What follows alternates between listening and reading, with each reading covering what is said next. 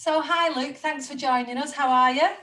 I'm good. Thank you very much for having me on the podcast. It was an absolute pleasure for you to be on my podcast. So I'm excited to, have it the other way around.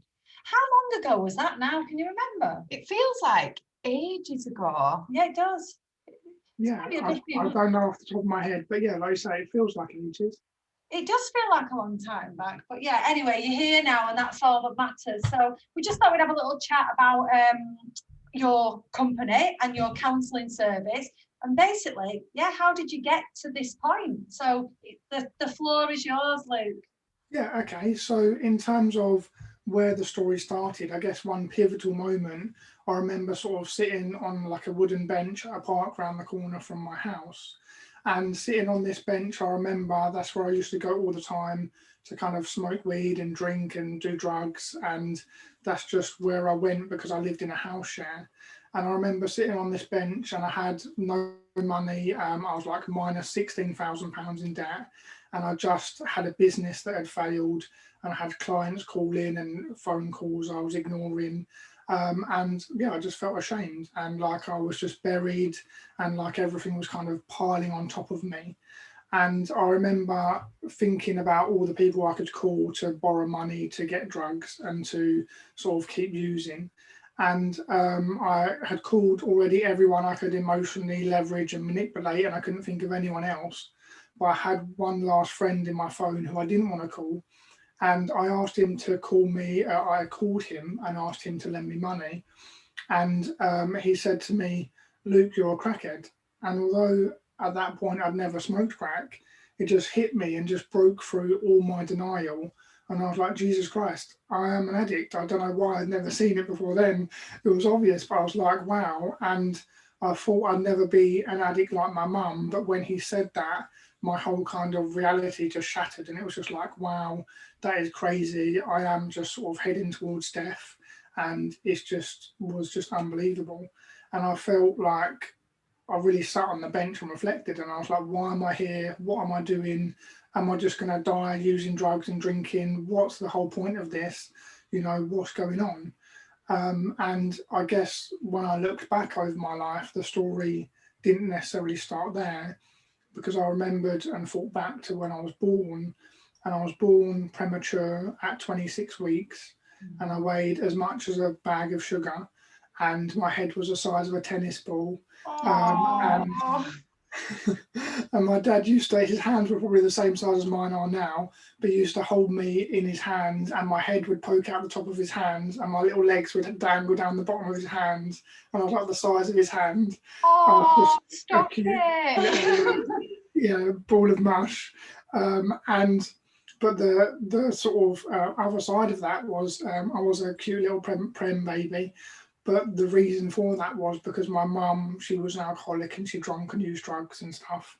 And I was really lucky to kind of survive after having like my lungs collapse loads of times and stuff like that. But as I kind of grew up with my mum drinking more and she was in and out of prison and in and out of rehab, I had my sort of two brothers and my dad. And there wasn't really much room for emotion and it was never kind of spoken about.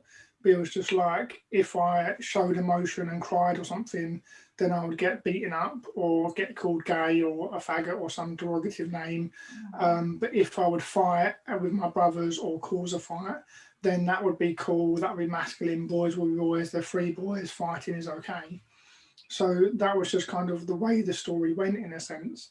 And my dad was very consistent. He got on with things, which was amazing. But because he was that sort of consistency in my life, but it also meant that some of my emotional needs didn't get met through him because he was just kind of like shut down. Let's go 100 miles an hour. Let's just keep going, be consistent, and keep going on. So as I grew up, I sort of learned not to show emotions, and then it got to the age when I was kind of going to school. And when I was 10, my mum, she passed away from her drinking. So that led to more kind of anger and resentment and sadness, which I didn't know what to do with those emotions. So I just, kept fighting people, being angry, because I felt like that was the only emotion I was allowed to show. And as I went to school, I just got introduced to sort of drinking and drugs. And I was like, oh, this is quite cool. Takes away all this pain. It just kind of makes sense. And it wasn't like a conscious decision. It was like, I want to be in the cool club. I want to be accepted. I don't want to be abandoned. And I guess these are all the kind of subconscious processes I look back at and think now. So I smoked my first fag, my first joint, you know, drunk alcohol, did my first line of coke, all that kind of stuff. And then I kind of grew up going through school, just using that to regulate my emotions. And then the more stress and pressure life gave me, the more I drank and used. And then I went on to fast forward a bit to start my own company after school. And I ran my own business with one of my friends, and yeah, it went reasonably well, but I didn't understand how to deal with stress and pressure. And as a young kid, I was like 18 or 20, starting a business at that age, not really knowing what I was doing, was difficult, and it was very stressful, having a lot of things to sort of think about and work on. And the more pressure and stress and fast pace it was, the more money we made, the more money I spent on stupid things like cars, or like living in a nice flat above with a lovely sea view, spending loads of money on coke and having parties and just stereotypical stuff like that. But the faster pace I ran, the more messy it got, and just got to a point where it all just kind of imploded. And as I lost my business and all of my kind of finances, I lost sort of my self-worth, which was at that time attached to my net worth. And then I was just kind of smoking weed more than ever, drinking more than ever, using more drugs. I had to move out of my Seaview flat and into like a house share. And that got me to the point where I was sitting on that park bench, you know, heading towards death, just like mum, just thinking, what the fuck is going on? How did I get here? I wasn't meant to do this. This wasn't the plan. And that's when I kind of, booked my first therapy session. Did you know as a child that your mum had issues with, was it drugs and alcohol with your mum? Yeah. So Yeah. did you kind of know that at the time, and whatever your answer is, was that kind of just normality for you at that point, or did you know that that's how you didn't want to be that way? So, yeah, I guess there was always a sense of, mum has this problem, or mum is kind of, it felt as if I'm reflecting right now, like a forbidden fruit in a sense. No one said she's an alcoholic, or even if they did say that, I didn't understand really what that meant at kind of 8, 9, 10. So it was more just like, mum had this problem. I didn't know why she had this problem. She just drank. I didn't really get what that meant. But there was experiences where I would go to see her and she wouldn't necessarily be around, and I'd have to like cook a microwave pizza from the freezer by myself and stuff like that. And different memories where she was drunk and stuff like that, and I had to carry her home, which was difficult. So as I kind of got older, I started to understand a bit more what that meant, a bit more what kind of, I didn't understand why she was drunk or why this was happening. I was just like, my mum is drunk, and I didn't really kind of know what that meant. Yeah, I mean, trauma runs through families, doesn't it? It's that bit really that is the addiction stimulus, really, the trauma. And I mean, even being born at 26 weeks, without you remembering that is trauma in your body from day one. You like were born traumatized. Yeah, no, exactly. And I always think about that. I don't really remember what it was like. But even I was born and my hip was out of place, and my lungs collapsed 3 times, and I wasn't even necessarily with my parents because I was in an incubator. So all of that stuff would have created trauma as those neurons were firing. And I had to have 3 different operations on my hip because they mucked it up a couple of times. And even my dad said, like the second or third time they took me, the look on my face going back into the theatre room when they had to like pry me off my dad's arms was just like horrified. I don't really understand. I just and I am in this moment imagining a kid and what that would be like. But just to think about a young child, me, being pried away from my dad, taken into another surgery at like 1 year old, not really understanding what that meant, is just bonkers to think about. But I don't really kind of remember that experience, but it must play out in some way in the recesses of my brain. Yeah, it does sit in your body. I mean, I harp on about the book, The Body Keeps the Score, and you know, it's factual, isn't it, that it rests in the body somewhere and comes out later as something. It sounds like you had quite a good relationship with your dad, though, regardless of him not being able to meet your emotional needs. Is that a fair assessment? Yeah, yeah. I mean, he's always been kind of consistent. He's always been there. He's always, done good things for me. So yeah, Dad's always been there, which has been really nice. Yeah, that's good. Yeah, yeah. I'd love But to talk about, you know, that moment on the bench where you've now realised and thought, oh my gosh, because I think everybody will, that we speak to that has stopped drinking or taking drugs, has that realisation of this is not what I want anymore. So is that where your recovery started then, from that moment? What happened next? yeah, so what happened next was from that moment, I was like, yeah, this is not going to happen. I guess I realised my mum's life was not an example. Her death was the lesson. And it was like, it's so easy just for me to keep doing this and I'll just die a drug addict. That's exactly what she did. Do I really want this? And I was like, no, it just doesn't even make sense. If I'm going to consciously choose to be alive, I don't have to be here. It's my autonomous choice to exist. I might as well not be doing drugs and do something, provide value and make this time spent on earth valuable. I'm going to die at 80 or whatever. So I might as well do something in that time if I'm going to choose to be here. So I decided I didn't know what that was or how that even worked out. It was just a crazy idea, I guess. But I was like, I booked therapy. I just Googled therapist. I watched a lot of like mindfulness stuff and a lot of audio books and stuff like that. Even when I was using, I was into all that kind of stuff. And I'll just, get stoned and listen to an audio book, which was good and also stupid at the same time. But I think it was good to kind of plant the seeds that possibility was out there. You can change your thinking, you can change your mind. And once I had that real emotional shift, that sort of propelled me forward. So I just Googled therapist and just booked the first one that came up on Google. It was literally as simple as that. And that was because I heard a talk from someone who was talking about authenticity and who spoke about therapy, a guy named Phil McKernan, and he was talking about authenticity and becoming your true self and going to therapy and stuff like that. And I was like, I want to be my true self. Again, I didn't know what that meant. I just thought it was just cool ideas. I was like, I want to be authentic. I didn't even know what the word meant. I was like, I want to be authentic. I don't feel authentic now, that's for sure.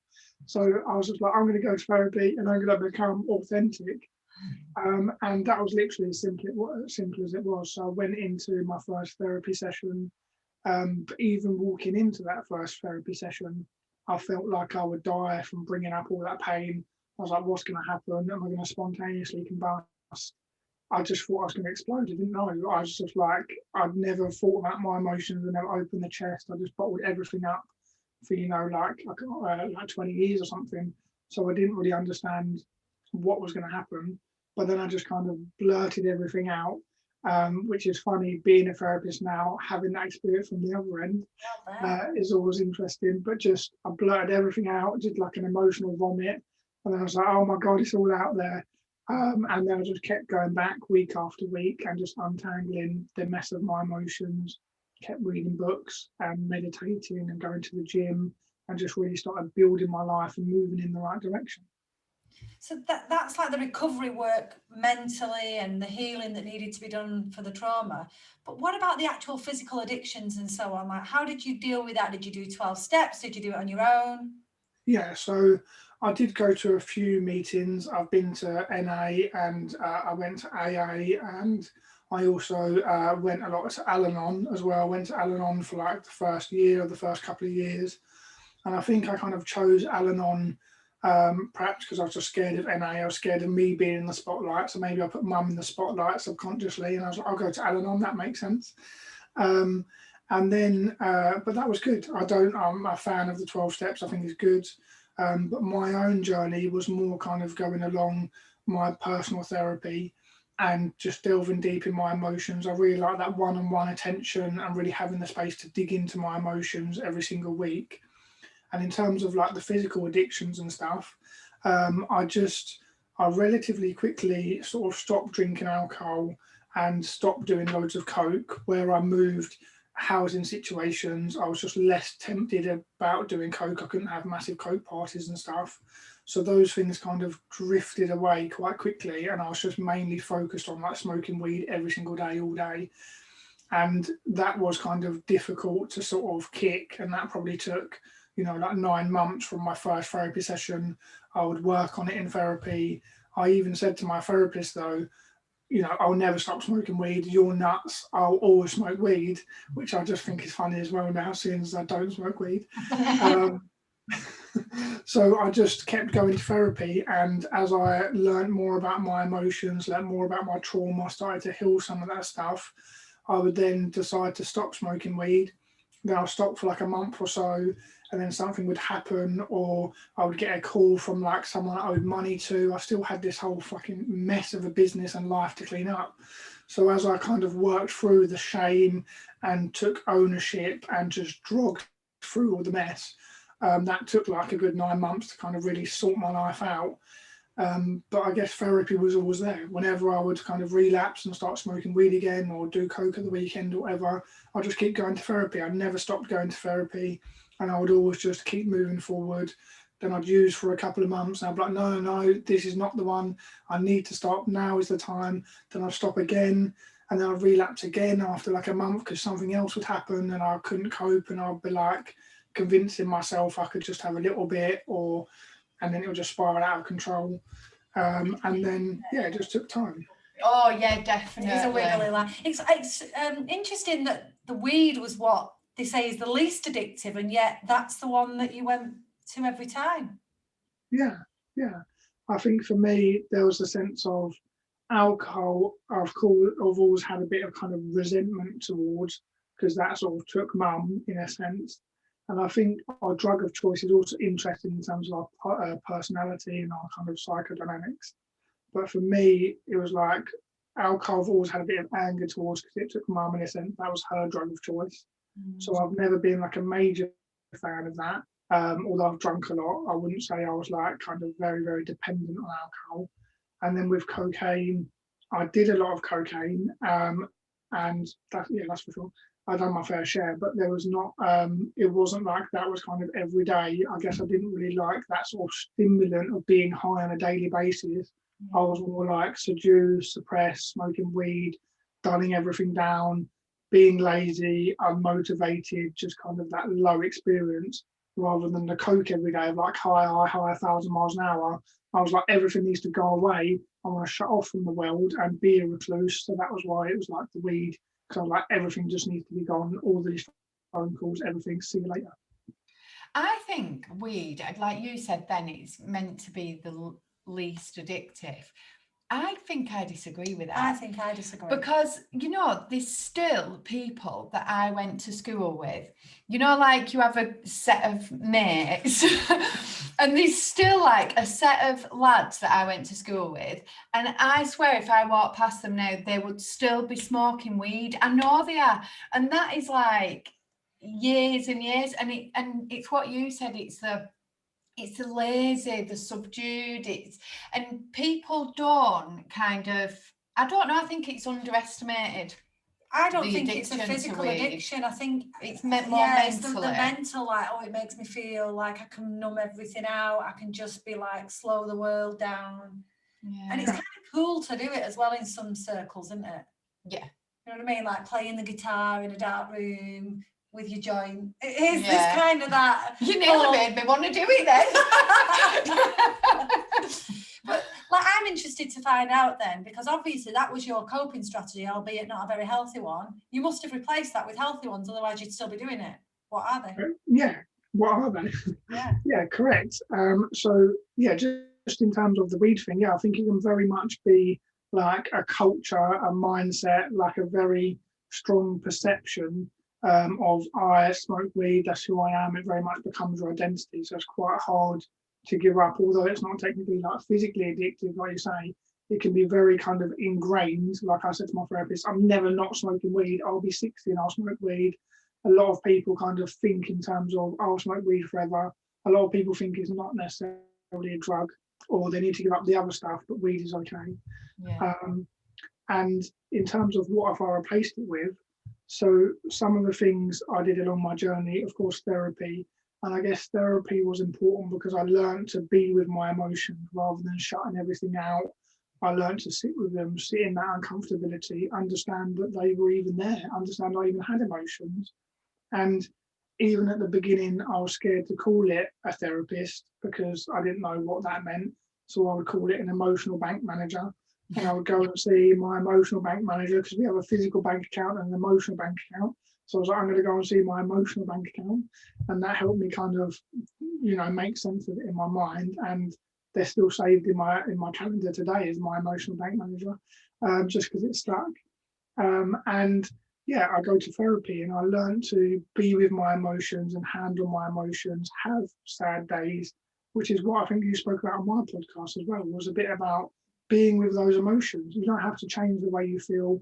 It's okay just to feel that, but that's easier said than done, and it's quite hard to learn and harder to do.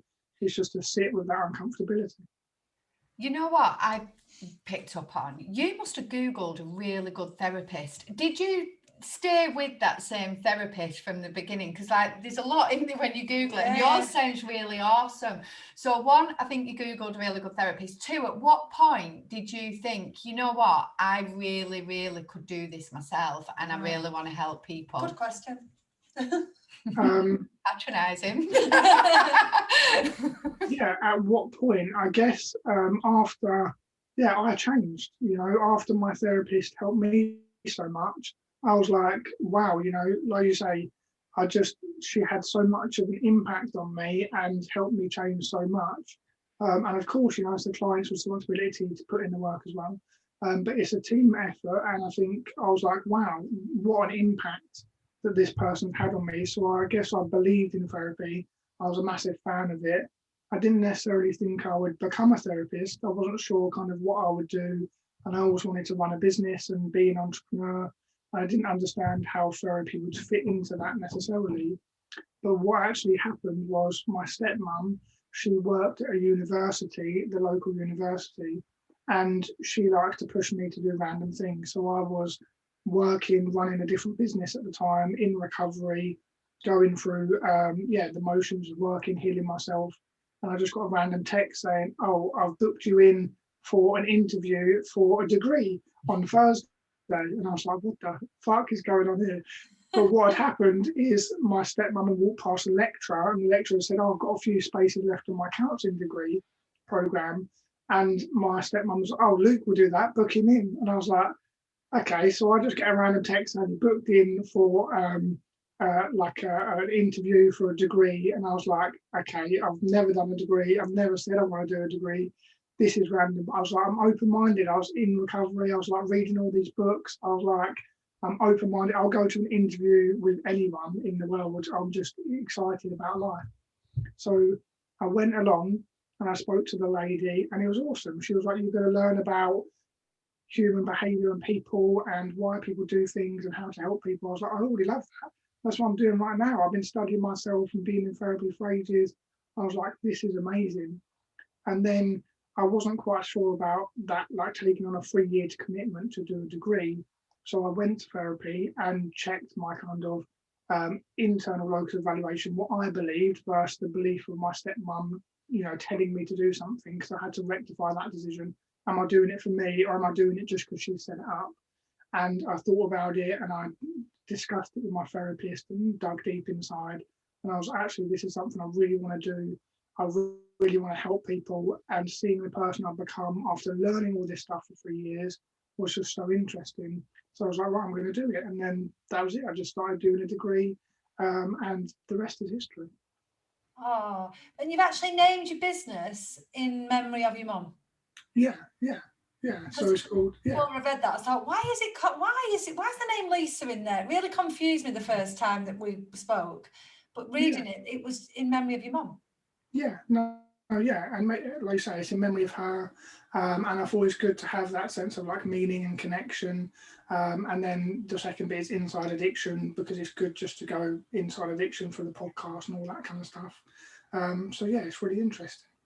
Is it all about addiction, the therapy that you do, or is it?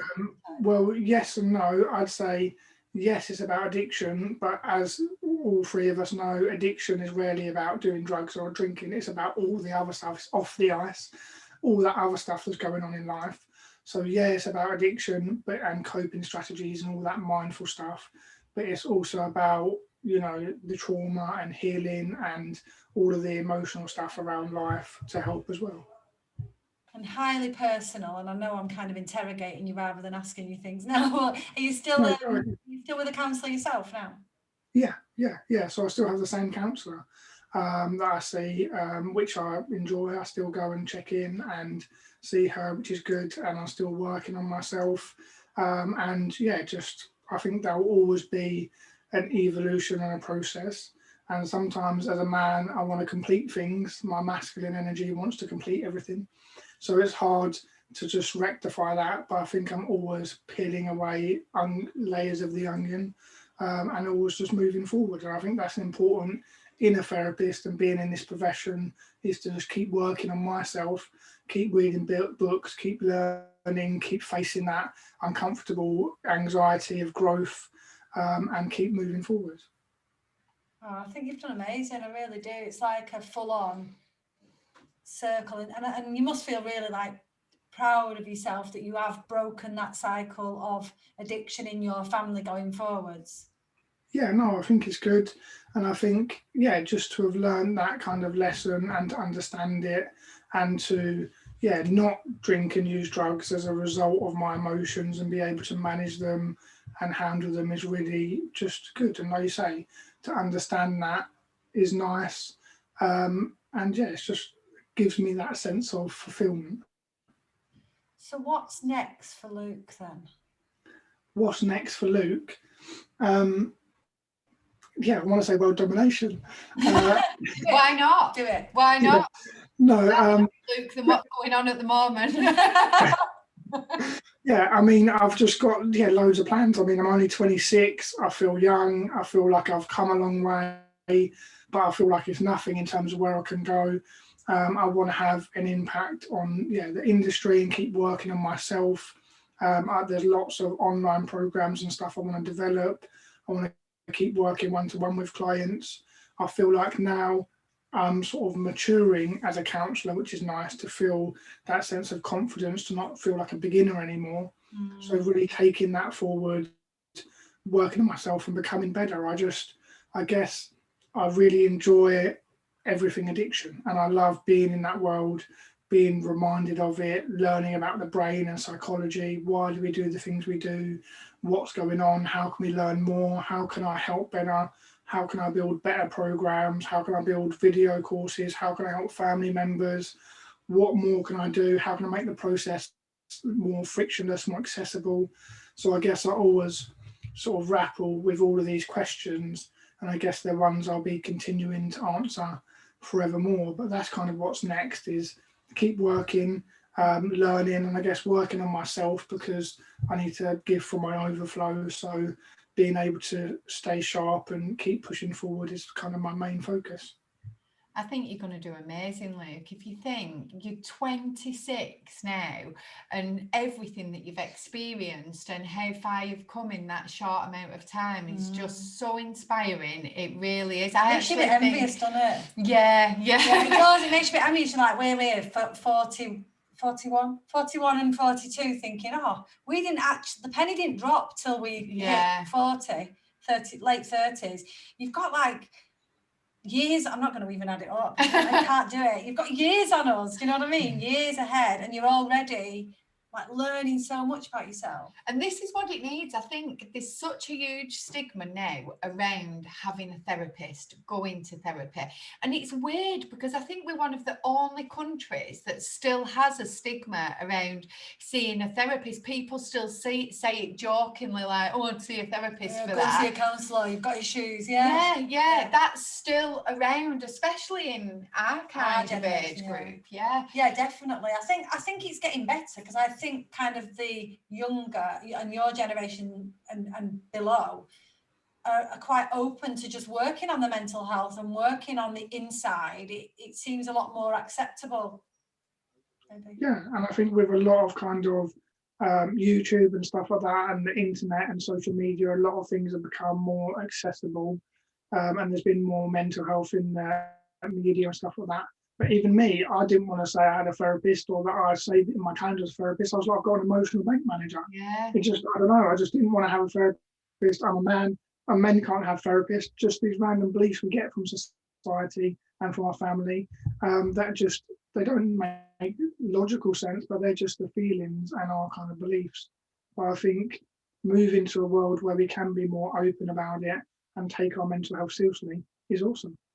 I really hope that is the case, you know. I really do. I think it is so Especially important. Especially for men. Yeah, definitely. And just talking from an early age, we need to learn about how to deal with our emotions, because people do it, you know, like it used to be very much, didn't it? Like, oh, boys don't cry, boys don't this, boys don't. You know, my 4-year-old has full-on tantrums still.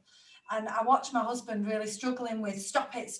And I've started to put my hand up and just say, leave him, let him get it out. And then and then he sits down and I say, now, what was that about? And I just think encouraging little things like that. Maybe I'm doing it wrong, who knows? I don't know, my 18-year-old son still has tantrums like that. Does he throw himself on the floor and keep Pretty his legs much, in the air? No, I think you're right in the sense of like holding the space for children and even, you know, teens to be able to explore their emotions, share what's going on, what is happening, why are you feeling like that, rather than just saying don't cry, it's inconvenient for you to be crying right now because we're in the supermarket.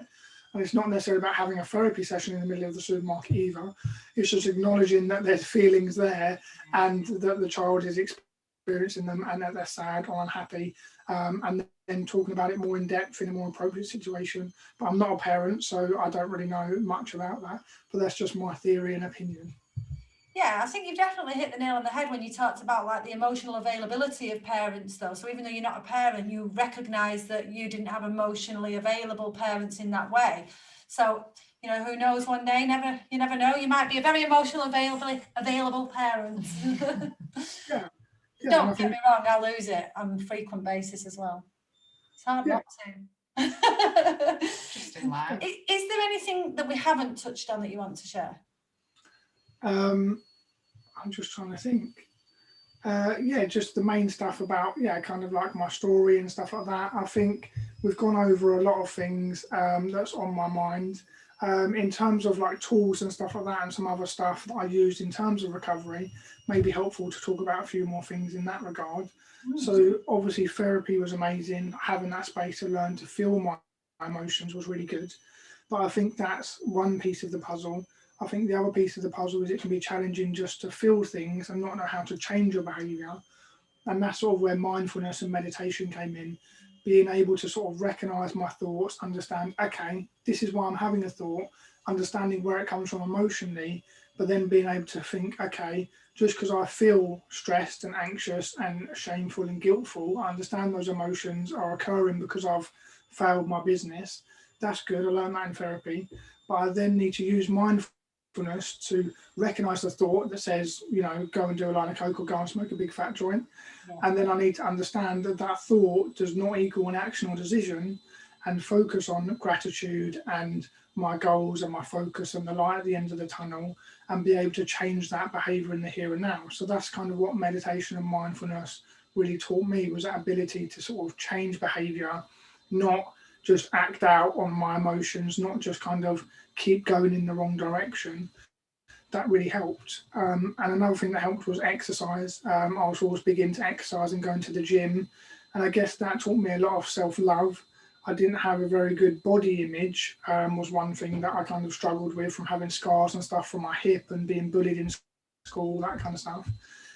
So going to the gym helped in terms of just looking at myself in the mirror, which I never did at the beginning.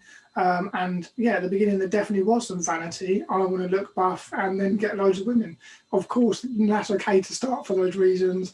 I'm a guy, I'm not saying that's wrong. But over time, I started to focus less on that and think about, wow, I do look amazing. I'm putting in effort into my body. I care about myself. I'm seeing these results. And I just went for me. And I really enjoyed that process, and continue to enjoy working on my body and just caring about myself.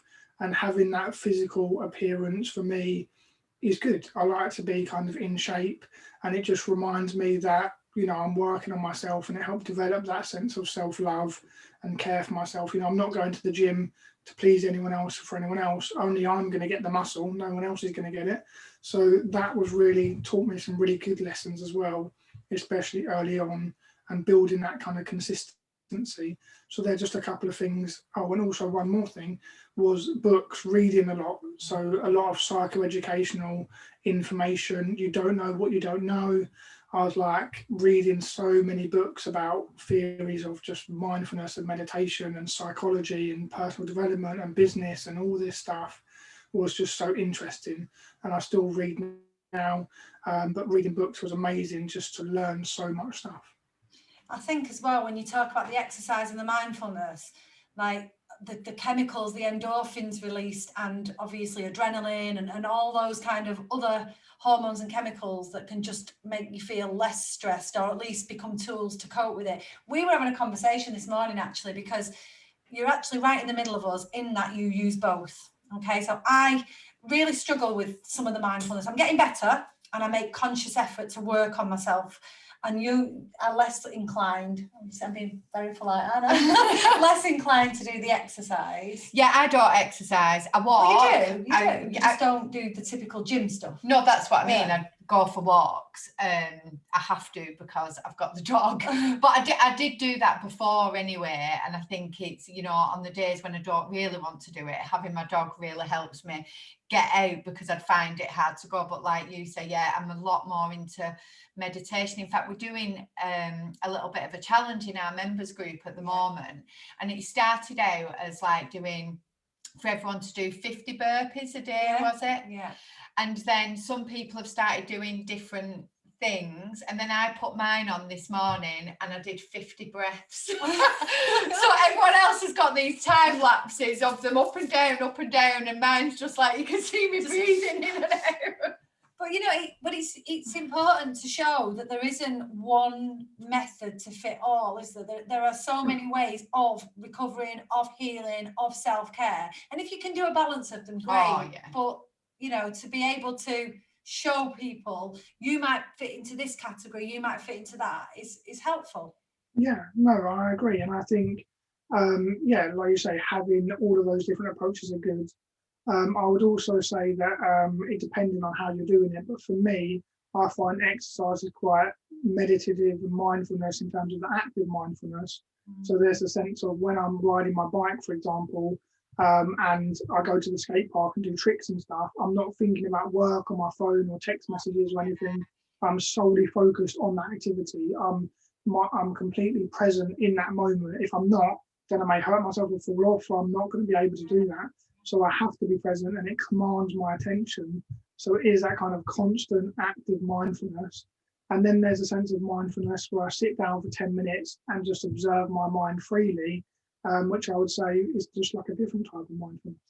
What were you going to say me out there? I was saying, that mindfulness can be brought into everything. It's not just what Luke was saying. It's not about just kind of sitting there. It's being aware. Like, you can be mindful when you're walking, when you're running, when you're doing. Listen, your burpees, I've just discovered mindful eating. I'm getting there. I know, I'm getting there. You are doing so well. So, where can people find you, Luke? Because I think that, you know, what you're doing sounds amazing, and it'd be good if people can have a little search and find out more for themselves as well. Yeah. So the best place to go to is insideaddiction.co.uk/foundation. And there people can download a free ebook that has 7 foundational tools they can start to learn, like some we've spoken about in terms of meditation, stuff like that, and exercise, all those kind of things. So that's kind of the best place, and they can read a bit more about the story. They can see your podcast as well if they go to insideaddiction.co.uk/addiction-podcast.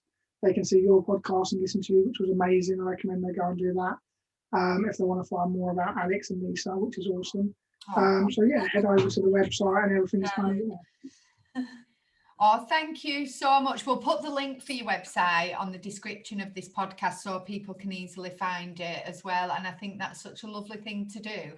Offering free tools, it's always nice to kind of pick up, isn't it? Yeah. And interesting things that can help us on our journey. So thank you, and thank you so much for your time today. Honestly, you are such an inspiration, and I just think you should be so proud of yourself. What you do, you're changing lives. It's amazing.